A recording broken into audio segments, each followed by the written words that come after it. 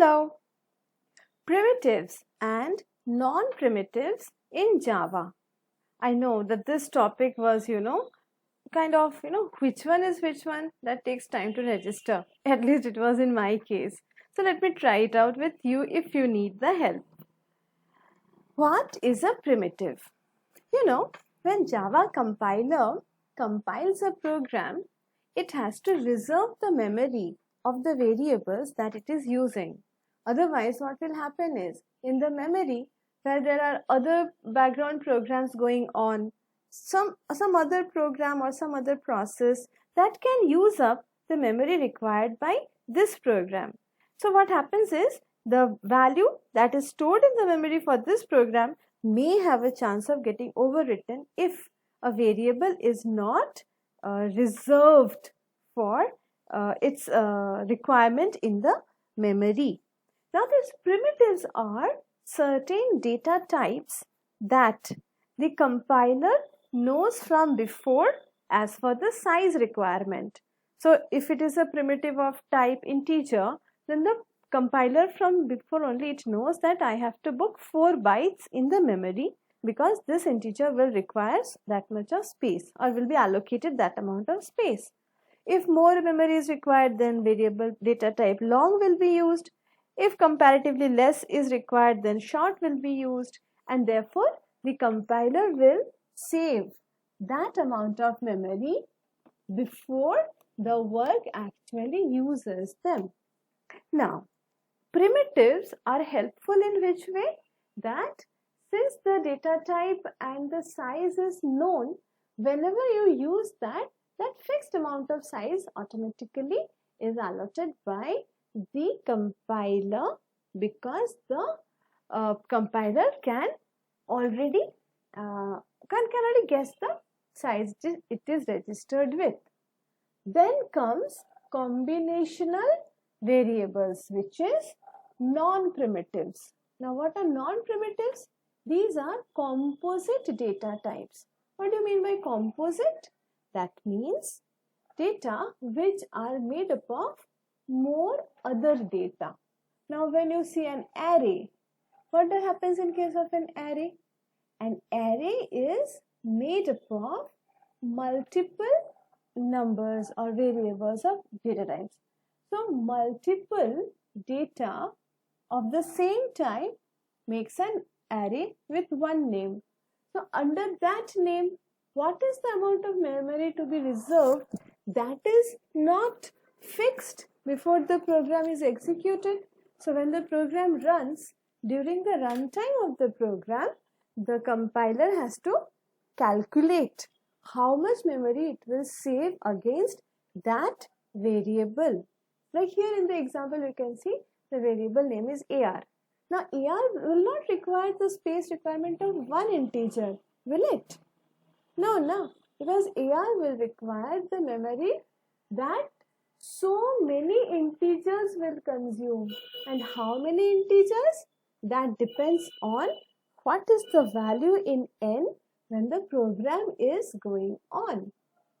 Right. Therefore, when the compiler will have to allocate space to the variable AR, it will require to do some calculation, and that calculation is done with the help of keyword new. So this new keyword has got a calculation work to do, which is a simple calculation like integers size requirement into how many integers are required here. Right? In this way, we can say arrays are composite data type and they require size which is not predefined. Now, another one is string. Now, this string comes with a different look because it is not a primitive, it is an array of characters. But Java has given this string as an advantage. Therefore, string, in spite of not being a primitive, has got quite a few advantages which are very close to what primitives are. But it will not be considered as a primitive by theory, by rule. Okay. Then comes the other non-primitive, which is called objects. An object is what?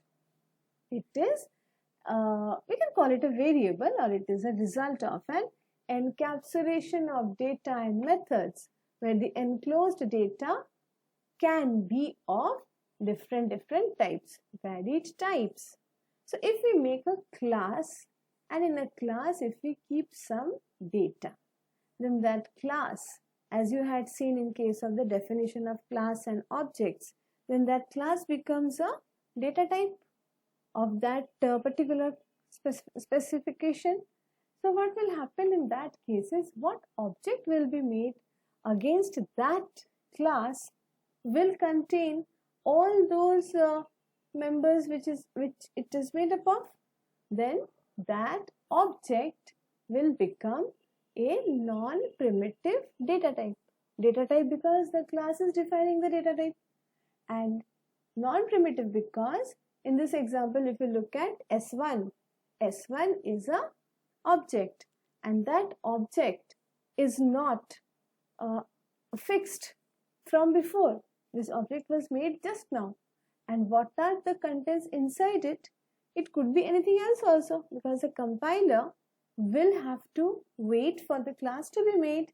Only then it will understand this time what are the internal details student has, because if anyone else writes a student with some other specification, there is no one to stop them.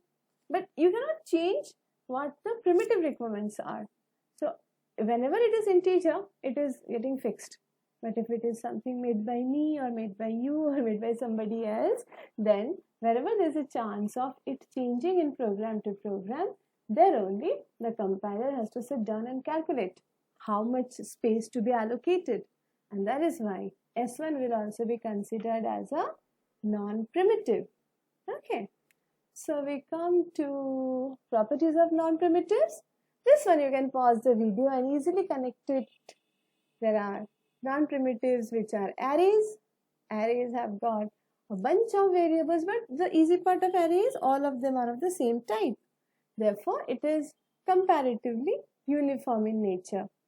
They are like with the help of cell numbers, they are created. Cell numbers range from 0 to whatever is the total capacity, that minus 1, right? And you have got non-primitives which are objects. These objects are one step higher than arrays, you can say, because objects are made with variety of data, and they have this enclosure and OOP concept, and it is enclosed with the help of with the help of the class, and the member data are accessed with the help of dot operator. Okay.